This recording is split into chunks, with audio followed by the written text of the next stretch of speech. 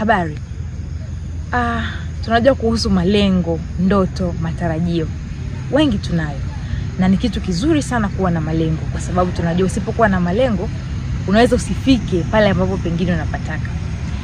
Lakini wakati mwingine inatokea kwamba yale malengo yetu tulionayo na matarajio yetu yanatuchukua akili zetu, na unakuta tunayawaza sana badala ya kuendelea kuwekeza kwenye wakati uliopo, badala ya kufurahia wakati uliopo. Kwa mfano, umeshawahi kujikuta unawaza pengine labda mimi nikipata pesa zaidi nitakuwa mtu bora zaidi, au nikiwa na mtu wa namna fulani kwenye maisha yangu nitafanya hivi, pengine nikiongeza elimu kiasi hiki nitafanya hivi. Si kitu kibaya, lakini unaweza ukajikuta unawaza sana matokeo ya malengo ambayo umejiwekea kiasi kwamba yanakupa msongo wa mawazo. Kwa hivyo, ili kuepuka hili, jitahidi sana furahia hali ulionayo kwa sasa hivi. Tumia kila wakati kuwekeza kwenye kujifanya kuwa bora zaidi katika hali ulionayo sasa hivi, na moja kwa moja utafikia tu yale malengo yako ambayo unayataka.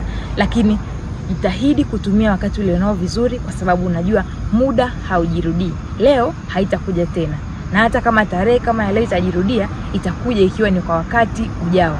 Kwa hivyo jitahidi sana kufurahia wakati uliopo, na wekeza kwenye kujifanya wewe kuwa bora zaidi, badala ya kufikiria tu kwamba au kusubiri kwamba wakati fulani ukifika nitafanya hivi, nitafanya hivi, nitafanya hivi. Na ndoto zako utaweza kuzifikia ukiwa umepunguza ule msongo wa mawazo.